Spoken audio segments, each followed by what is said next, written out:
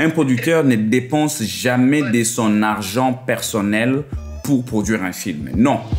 Un producteur, c'est celui qui, d'abord, vous accompagne à l'écriture et c'est celui qui prend votre écriture, prend votre projet, va démarcher pour avoir de l'argent. Bienvenue sur le NNP Podcast où nous discutons avec différents invités sur l'industrie créative et la croissance économique en République démocratique du Congo. Je suis Martine Like et je suis très heureuse de vous retrouver cette nouvelle semaine pour un nouveau numéro. Et aujourd'hui, nous prenons notre envol pour Kinshasa et nous allons encore une fois parler 7e art. Notre invité du jour est un cinéaste congolais. Il est producteur et réalisateur. Il est aussi initiateur d'un des grands festivals du pays, le Festival international de cinéma de Kinshasa, le FICIN. On accueille ici Monsieur Chopper Kabambi. Karibu kwetu. Accent sana. Alors, comment ça va? Ça va très bien, merci. Je suis très heureux d'être enfin votre invité. Enfin, on avait hâte.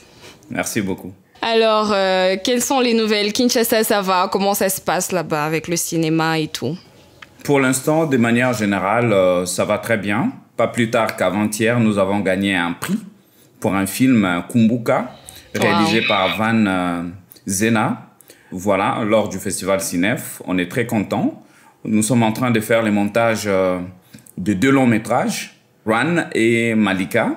Donc, en plus des projets que nous sommes déjà en train d'écrire, bientôt nous allons commencer le tournage d'un court-métrage qui s'appelle Awate de Deborah Bassa. Donc, en gros, tout va très bien. Voilà, on est très actifs. En tout cas, c'est une très très bonne chose. Et bon, parle-nous un peu de la genèse de tout ça. Ça fait combien d'années que tu es dans le métier?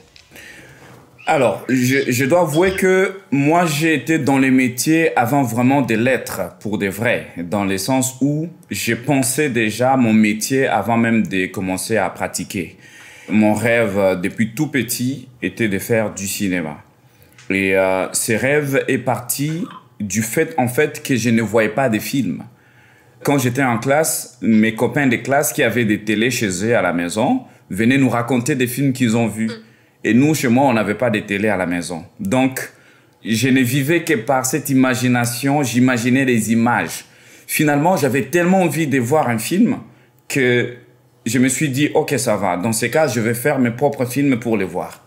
Donc, tout est parti de là.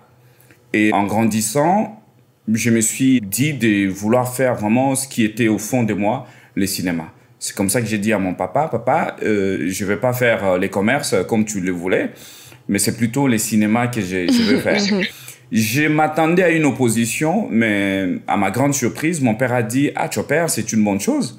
J'ai toujours voulu être cinéaste, je ne l'ai jamais été, donc tu vas être cinéaste pour nous. Donc pour toi et pour moi. » Ça, c'était une bénédiction. C'est comme ça que tout a commencé, en fait. La chance, hein, pour nous autres, c'était chaos, genre. Tu vas faire le cinéma comment? Tu vas commencer où? Ouais. Ah, ok. Donc, si je comprends bien, tu as commencé par être réalisateur d'abord. Non. Alors, bon, en 2004, il y a monsieur Elvis Lompoufou, paix à son âme, qui est arrivé à Kinshasa. Il n'était pas seul, il était avec Papi Wichima. Ils sont venus du Nigeria. C'est des Congolais qui travaillaient dans l'industrie bollywoodienne. Enfin, nollywoodien. Et donc, quand ils sont arrivés à Kinshasa, ils ont fait un appel à la RTNC pour dire tous ceux qui veulent être acteurs de cinéma, on veut faire des films comme les Nigérians. Venez donc. Et donc, j'étais étudiant. Je me suis dit, ben, pourquoi pas, je vais tenter ma chance. Raison pour laquelle je suis parti répondre à cette invitation. Et donc, j'ai commencé étant qu'acteur. J'ai évolué comme ça, à jouer dans des petites séries, mais je n'aimais pas trop ma performance parce que je me trouvais à... J'étais pas très bon comme acteur. Okay. Donc... J'étais un très mauvais acteur. Et donc, du coup, j'ai commencé comme ça à griffonner des petits scénarios, à faire des petites mises en scène, et jusqu'à ce que j'ai maîtrisé l'art de la dramaturgie. Je me suis inscrit à des cours en ligne. Et puis voilà, j'ai compris les bases de la narration. J'ai commencé à écrire des scénarios. C'est comme ça que j'ai commencé à faire mes premiers films. Les premiers films, c'était un film d'école à l'Institut national des arts. Ça s'appelait Moins 1. Un film qui m'a aussi beaucoup marqué. Voilà un peu comment j'ai commencé. Comme acteur, scénariste, metteur en scène, ensuite réalisateur. Et ensuite, j'avais beaucoup de projets de films. Il n'y avait personne pour me produire. Et donc, je me suis dit, OK, ça va. Dans ce cas, je deviens producteur. Donc, j'ai commencé à produire pour un premier temps mes propres films.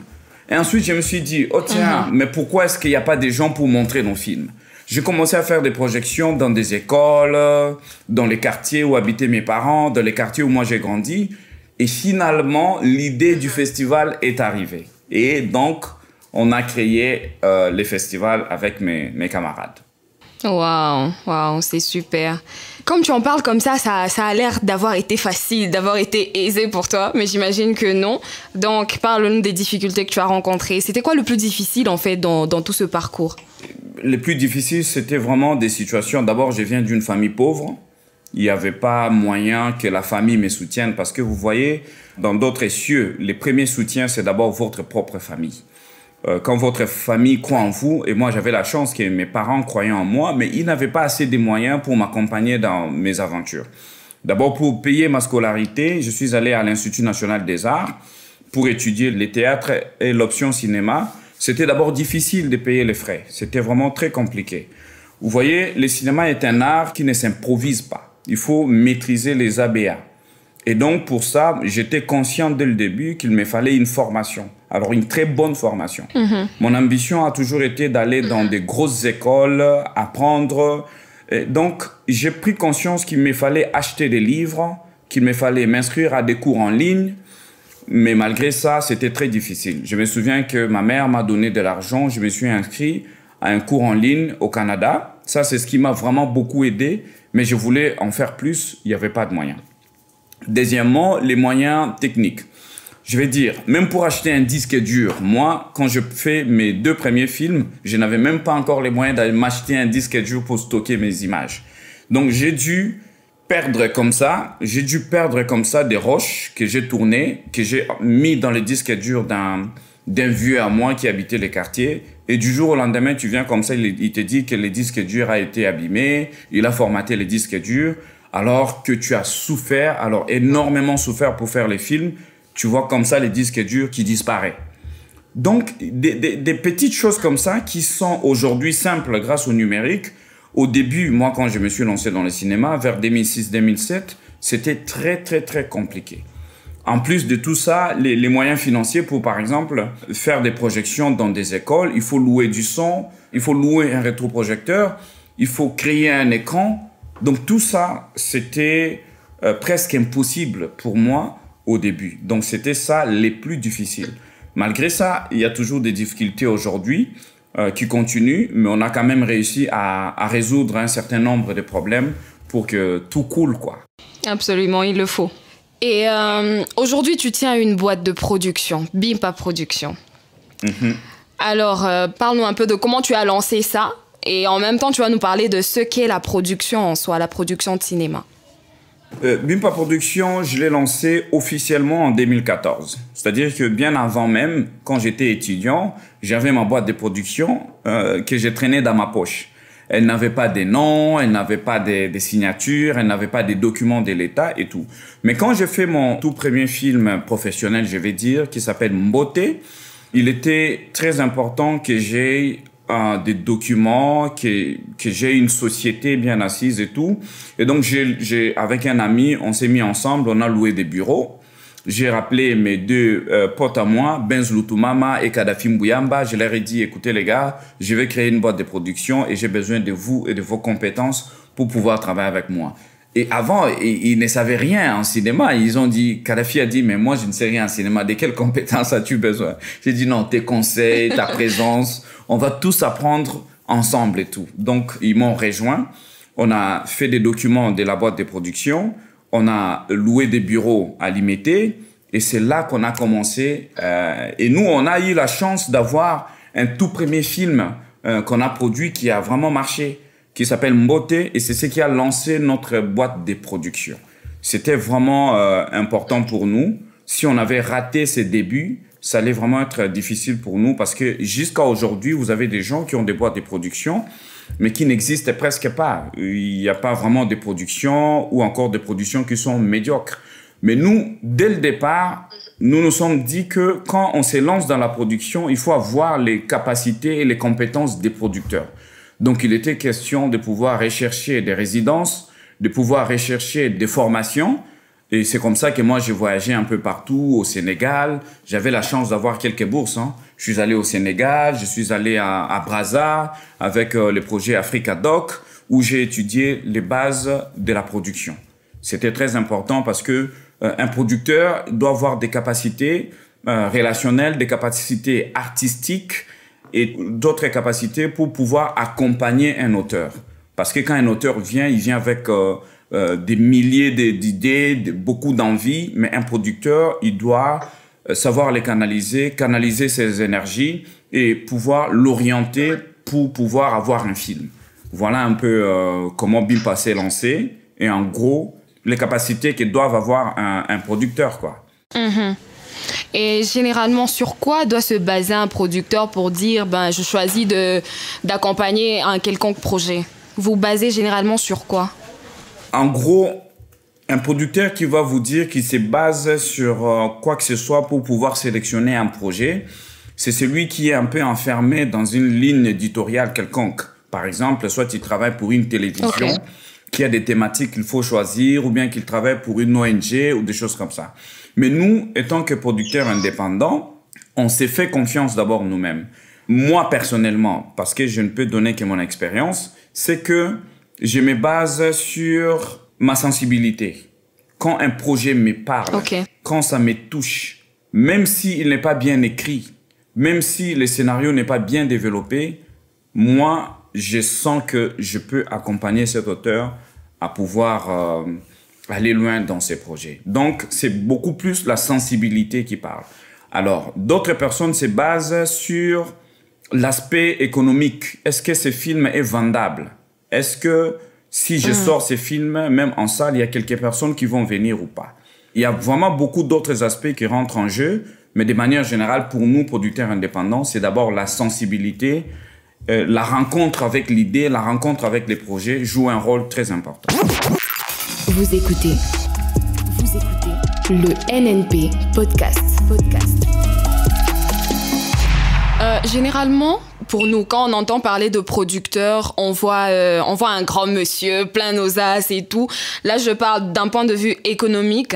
Est-ce qu'on peut un peu essayer d'alléger ce cliché-là selon lequel, voilà, un producteur doit nécessairement être un homme riche et tout, mais ou bien c'est juste c'est juste question de sensibilité comme tu viens de le souligner. Normalement, beaucoup de gens se trompent parce que même moi, ici, dans mon bureau, beaucoup de gens viennent me voir avec des projets et ils espèrent que je vais aller en banque, sortir l'argent pour leur donner, pour faire les films, des choses comme ça. Vous comprenez? Un producteur, même quand il a son argent à lui, qu'il a gagné, que ce soit dans l'industrie ou pas, ou dans ses autres affaires et tout, il ne peut pas prendre son argent et produire un film. Il doit aller chercher de l'argent quelque part. Et malheureusement, dans notre pays, là où on cherche l'argent, ça n'existe pas vraiment. Raison pour laquelle, pour la plupart des temps, on est obligé un peu de mettre la main dans la poche, mais généralement, ça ne se passe pas comme ça. Un producteur, ce n'est pas quelqu'un qui est obligé d'être riche, et surtout dans un contexte comme le nôtre, où le cinéma ne se vend pas. Mais il faut se dire que dans des pays développés, tous ceux qui travaillent dans le secteur du cinéma gagnent beaucoup d'argent parce que leur population achètent ce qu'ils font parce qu'ils ont un système économique qui leur permet de vendre les films, de distribuer, que ce soit sur des plateformes, que ce soit sur des salles de cinéma, il y a quand même un mécanisme de retour. Raison pour laquelle c'est aussi facile d'aller convaincre ceux qui donnent de l'argent. Ça peut être des particuliers. Dans notre pays, on a beaucoup de boss. Surtout vous là-bas à Goma, il y a beaucoup de boss. Si tu arrives à aller convaincre un boss quelconque pour lui dire, tiens, il y a un beau film qui va être fait, derrière telle star qui va être dans les films, voici comment on peut récupérer l'argent dans ces films, même $100 000, ils vont vous les donner. Si vous prouvez que ça peut se remettre. Donc, voilà un peu, en gros, les producteurs, c'est pas les mecs pleins d'oseille que vous voyez, parce qu'il peut avoir beaucoup d'argent, mais il n'a pas de capacité de vendre les films. Il peut avoir beaucoup d'argent, mais il ne sait pas diriger son auteur pour que son auteur fournisse un bon film. Voilà. Waouh. J'aimerais quand même que tu nous parles de ton avis sur l'implication de notre gouvernement dans l'avancement du cinéma congolais. D'accord. Voilà. Donc, notre gouvernement, le gouvernement congolais a un sérieux problème. C'est un problème de conscience, pour ainsi dire. Parce que, vous savez, notre pays n'a pas une politique culturelle. On ne parle pas que du cinéma, mais on parle de la culture de manière générale. Quand vous voyez les pays comme la France, la Belgique, implanter leurs centres culturels partout dans le monde, même aux États-Unis, si vous allez, vous trouvez l'Institut français. Même quand vous allez, je sais pas moi, en Allemagne, vous trouvez l'Institut français. C'est-à-dire que ils sont conscients de l'importance de la culture. Parce que Absolument. De un, ça vend un pays, ça donne de la valeur aux habitants de ces pays-là. Mais notre gouvernement ne prend jamais cette conscience-là. Et en ce qui concerne le cinéma, c'est prouvé. Et il y a des travaux qui ont même été déjà faits partout dans le monde que le cinéma est l'un des gros moteurs pour l'économie du pays. Notre pays peut générer, notre pays peut générer beaucoup d'argent à travers des films. Parce que les talents, il y en a, les compétences, il y en a. On a une belle culture, on a des très belles histoires. Et toutes ces histoires peuvent être proposées au monde entier et les gens, ils vont consommer. Je vous dis que si on mettait l'argent pour faire du cinéma dans ces pays, même les salles aux États-Unis vont être remplies des films congolais et c'est l'argent qui va revenir aux acteurs et au pays. Donc c'est vraiment quelque chose de très important, mais malheureusement, jusqu'à aujourd'hui, les gouvernements ne se réveillent toujours pas dans ce sens-là. Tu penses que quelle serait la solution en fait? Parce qu'on a essayé beaucoup de choses, on a essayé de parler aux autorités, on a essayé ci, on a essayé ça. Mais je pense quand même qu'à un moment, il faudra qu'on se lève. Mais la question, c'est comment? Quel serait le moyen propice en fait? Je pense que nous autres artistes, on a une grosse part de responsabilité dans ça. Surtout nous, cinéastes, on a vraiment une grosse part de responsabilité pour convaincre nos autorités à pouvoir s'intéresser au cinéma et à pouvoir faire quelque chose. C'est-à-dire que nous devons commencer par les convaincre. Il faut qu'on fasse, comme on les fait avec nos propres moyens, qu'on fasse vraiment des grands films et des très beaux films au point que quand ils vont les voir, ils se disent non, nous devons absolument accompagner ces gens. Deuxièmement, il faut que certains d'entre nous aient aussi l'ambition politique. C'est pas de la politique active, mais viser ça. Le ministère de la Culture, par exemple, si un ancien cinéaste ou quelqu'un qui a travaillé dans le secteur culturel occupe ce ministère-là, même s'il n'a pas les moyens qu'ils disent là, au moins il y a des choses qui vont être faites. Hein? Par exemple, la question des droits d'auteur. Beaucoup d'artistes ne connaissent pas cette question des droits d'auteur. Les ministères peuvent s'engager activement, au moins pour des conférences. Vous avez la ministre qui ne reste qu'à son bureau, qui ne va que faire les concerts de rumba et des choses comme ça. Il n'y a jamais eu des conférences, il n'y a jamais eu des réunions. Vous l'invitez dans des festivals, elle ne vient pas. Rien n'est en train d'être fait. Il n'y a que des discours, des discours. Donc il faut une prise de conscience. Je pense que les responsabilités sont partagées. Nous devons les convaincre et certains d'entre nous doivent occuper des postes pour pouvoir changer des choses. Absolument. Parlant de responsabilité partagée, je me rappelle lors de nos récentes discussions, tu as dit quelque chose qui m'a vraiment tiqué. Tu as dit un état d'esprit peut tout changer, spécialement dans l'art et tout ce qui va avec. Développe un peu pour nous. Je suis sûre que beaucoup de monde aimerait quand même savoir de quoi il s'agit. Je pourrais commencer par donner mon exemple. Moi, excusez-moi de parler de moi, mais tout ce que je suis en train de vivre aujourd'hui, j'ai pensé ça. La pensée, c'est quelque chose d'extraordinaire parce que c'est la pensée qui inspire. C'est quand vous pensez, vous avez les mots et vous passez à l'acte, vous écrivez et puis voilà, vous faites ce que vous avez à faire. Donc tout commence par un état d'esprit, comme j'ai dit. Moi, j'ai commencé par penser positive. J'ai commencé par rêver très, très, très, très grand. Et c'est comme ça que j'ai commencé petit à petit à me donner les moyens de pouvoir réaliser tous mes petits rêves. Je dis, aujourd'hui, le ministère de la Culture, par exemple, dit qu'il n'a pas d'argent pour financer ou encore soutenir les œuvres culturelles ou les œuvres cinématographiques. Quand ils s'arrêtent là, ils vont pas aller loin. Ils vont attendre l'argent qui ne va jamais arriver. L'argent, on l'attend pas, on les crée. Il faut créer des mécanismes pour pouvoir générer de l'argent qu'on veut. Donc, moi, les conseils que je donne toujours à tous les jeunes qui viennent me voir ou qui suivent nos formations ou qui sont souvent à côté de moi, c'est d'avoir une pensée positive et de pouvoir conceptualiser leur avenir. C'est quelque chose de très important. Absolument. Voilà un peu. Wow, super.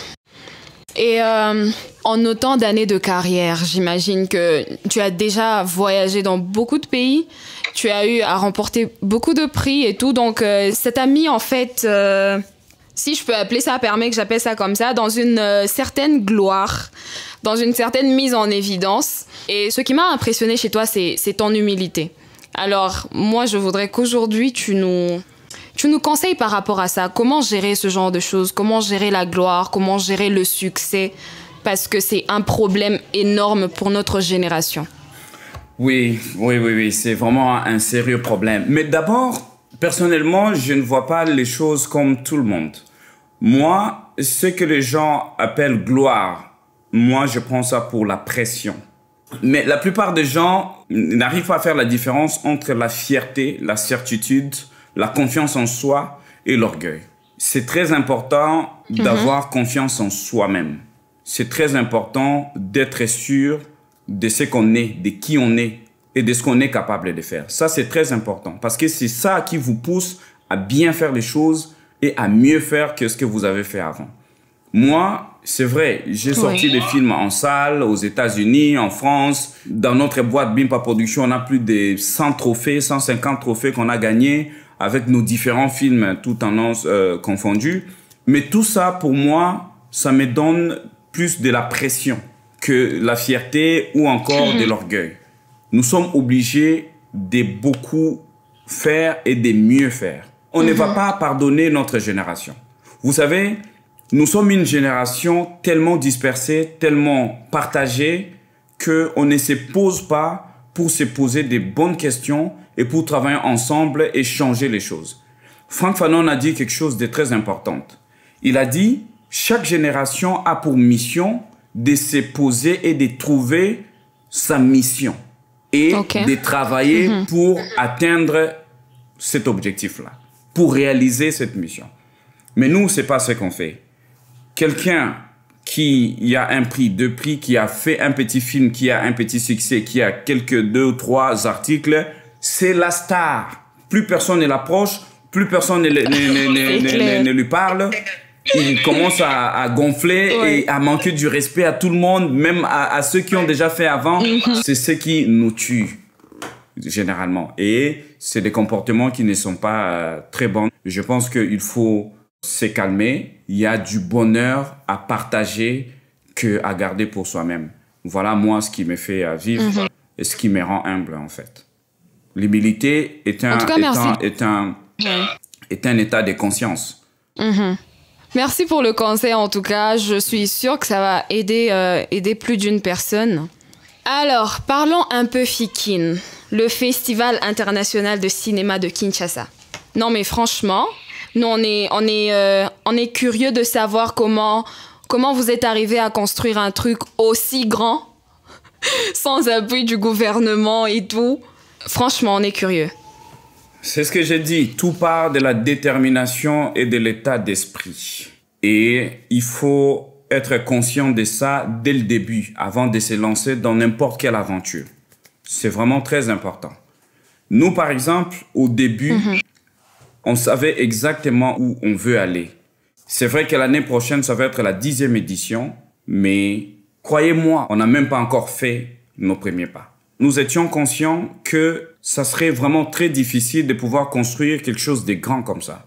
Et donc, nous nous sommes parlé avec toute l'équipe pour dire, les amis, aucune personne dans ces groupes n'a l'expérience de l'organisation. Même des fêtes, on ne savait pas les organiser. Mais c'était important pour nous d'avoir d'abord ça comme conscience et de se dire, travaillons ensemble, apprenons ensemble. Vous allez voir que dès la première édition, notre logo, c'était une fourmi. Toute l'équipe de FICIN, on nous appelle des fourmis. C'est pas pour rien. C'est parce que nous avons pris conscience qu'il faut travailler ensemble pour pouvoir avancer ensemble, pas pour les biens d'une personne ou d'une autre, mais pour les biens du festival, pour les biens de notre festival et de notre cinéma. Donc, c'est l'esprit d'équipe qui nous a réunis jusqu'ici. Et puis, la conscience de ne pas laisser les succès nous monter sur la tête. À chaque fois, on se pose toujours pour dire, les amis, oui, les gens disent que c'était bien, mais entre nous, on sait que on a failli telle place, et nous devons corriger. Voilà un peu. Jamais de répit, on travaille dur et avec conscience pour pouvoir réussir cette activité. Wow. En tout cas, personnellement, j'ai été vraiment impressionnée par votre manière de travailler, votre manière de coordonner. Et déjà, l'année prochaine, ça va faire 10 ans, n'est-ce pas? Oui. Alors, si on devait faire une évaluation, en 3 mots, comment est-ce que tu nous définirais Fikin? C'est très difficile parce que quand on évoque Fikin, il y a beaucoup de choses qui me traversent la tête. Mais s'il faut que je définisse Fikin, c'est une école pour nous qui travaillons là. Une école de la vie, en fait, Fikin. C'est une preuve que la conscience de la maturité, c'est quelque chose qui peut faire bouger les montagnes. Voilà en 2 mots ce que je peux dire en ce qui concerne Fikin. Et en tant que producteur, en tant que réalisateur, en tant que leader d'une aussi grande équipe, certainement que tu as eu envie d'abandonner parfois. Quelle est ta plus grande motivation? Qu'est-ce qui te permet de tenir en fait? Ce qui me fait tenir, c'est la passion que j'ai pour le cinéma et pour ce que j'ai fait. Je sais qu'un homme sage a dit un jour, si vous voulez être heureux, faites ce que vous aimez. Ce que j'ai fait, je ne le fais pas pour gagner ma vie, mais je vis pour ça. Moi, j'ai découvert ma mission sur cette terre. J'ai découvert ce dont pourquoi Dieu m'a envoyé. Dieu m'a envoyé pour faire des films, pour faire avancer le secteur du cinéma de mon pays. Et je l'ai fait parce que j'aime ça, par amour et par passion. Donc ça, c'est ce qui me fait tenir. Ce qui me fait tenir aussi, c'est la détermination de toute mon équipe. Du directeur à la dernière personne de notre équipe, vous avez des gens mais qui sont prêts à se tuer pour ça, pour Fikin. Et donc, quand je vois ça, ça me donne encore la détermination. Je me dis, mais comment ces gens, parfois on ne les paye pas. Parfois, tu vois des gens qui font les pieds, qui viennent pour tenir cette édition, qui viennent pour des réunions. Ça me dépasse. Ça me prouve à quel point c'était important de pouvoir faire quelque chose, pas que pour nous, pas que pour notre boîte, mais pour tous les Congolais. Voilà. Vous écoutez le NNP Podcast. Je me rappelle, on a eu une discussion récemment avec un autre cinéaste. On se demandait, mais s'il faut définir le cinéma congolais, quelle identité est-ce qu'on donnerait à notre cinéma? Apparemment, on n'a pas d'identité fixe. On ne sait pas encore qui on est exactement. Parce que si on parle des Chinois, on voit le karaté directement. Si on parle des Indiens, on voit la danse. Donc, eux, ils ont quand même une sorte d'identité collée déjà à eux. Mais nous, en tant que Congolais, on ne sait pas encore exactement c'est quoi l'identité du cinéma congolais. Je ne sais pas si tu peux avoir quelque chose à dire par rapport à ça, parce que c'est quand même une question qui reste pendante et voilà, on aimerait quand même en savoir plus. Alors, moi, ce que je vais dire à tous les jeunes qui nous suivent en ce moment, et surtout à tous les cinéastes, c'est qu'il ne faut pas qu'on s'arrête dans les définitions. C'est des gens qui ont écrit, qui ont pensé ces définitions. C'est à nous de nous mettre ensemble et de penser à notre propre définition. Moi, je crois en ce que j'ai fait. Je sais que le cinéma existe, le cinéma congolais existe. De quelle identité dont on a besoin encore? Parce que le cinéma, il est universel. Et j'ai dit quelque chose à chaque fois. Dernièrement, j'étais aux États-Unis. Quand je présentais mon film en première, j'ai dit au public, il y avait plus de 1000 personnes dans la salle, j'ai dit, ce que vous allez voir, enlevez dans votre tête. Parce que en Europe, souvent, quand les gens regardent nos films, ils disent, ah, un film africain. J'ai dit, non, le film n'a pas de frontières. Moi, je fais un film. Ce n'est pas un film congolais, ce n'est pas un film africain. Ce n'est pas que j'ai réuni mes identités ou ma culture. Non, vous allez découvrir ma culture dans ces films-là. Et tous ces gens qui font des films, quand je vois des films de Goma qui viennent, ou de Bukavu qui viennent à Kinshasa, la langue, le film, il est en Swahili. Il y a des films qui sont en français, en choli et dans nos langues. Moi-même, je tourne des films en lingala. C'est déjà notre culture, c'est déjà notre identité. Notre culture, c'est notre identité qu'on met dans les cinémas qui est universelle. Moi, je n'aime pas ces discours de découragement parce que ça donne un esprit négatif dans la tête des jeunes pour leur dire « Vous n'avez encore jamais rien fait, le cinéma n'existe pas, il n'y a pas d'identité du cinéma. » C'est du n'importe quoi. Personnellement, je trouve que c'est du n'importe quoi. Il faut encourager la jeunesse.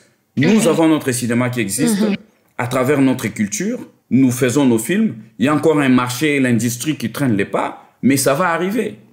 Ouais. On est en train de chuter. Si on devait faire ensemble une projection sur 5 ans, comment est-ce que tu vois ta carrière, mais aussi comment est-ce que tu vois le festival?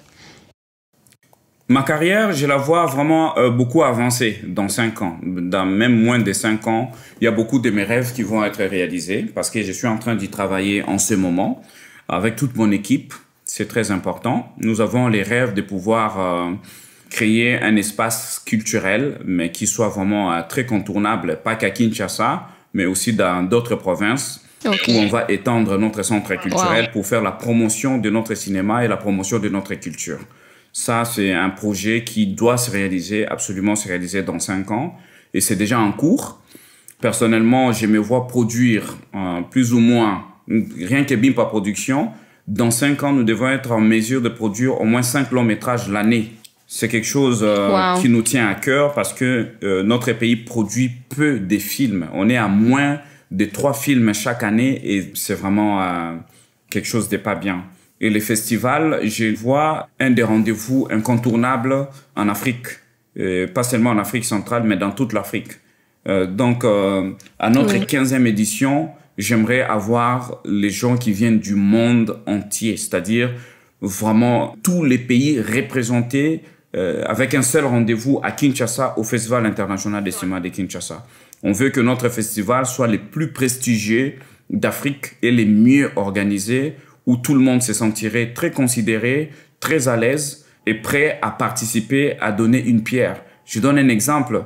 Toi, par exemple, quand tu es venu cette année, tu nous as ajouté une pierre et ça a rendu les choses encore magnifiques. C'est parce que tu as trouvé cet esprit, tu nous as trouvé ouverts et tu as trouvé une place d'expression et tu t'es exprimé.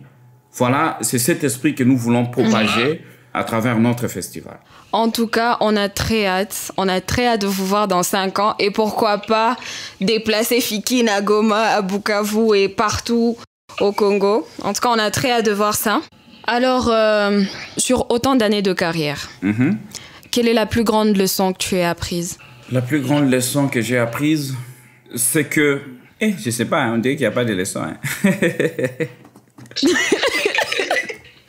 Ça, c'est pas possible. Non, mais sincèrement, de manière générale, ce que j'ai appris, c'est qu'il y a plus de plaisir à donner qu'à recevoir. Et que la vie a un sens quand vous partagez les connaissances et que vous aidez les autres à pouvoir réaliser leurs rêves. Le plus beau moment de ma vie, ce n'est pas quand je présente mes films, mais quand je vois des films que j'ai aidé à faire. Soit parce que j'ai produit, soit parce que j'ai prêté un micro, soit parce que j'ai donné 100 francs. Ça, c'est mes plus gros moments de plaisir que j'ai retrouvés. Donc, ces moments de partage créent un sentiment énorme et j'encourage beaucoup de gens à pouvoir partager leur expérience avec les autres, surtout ceux qui sont dans les cinémas. Nous devons être nombreux à faire des bons films dans ces pays et il faut partager nos connaissances, nos savoirs et partager des peu de moyens que nous avons.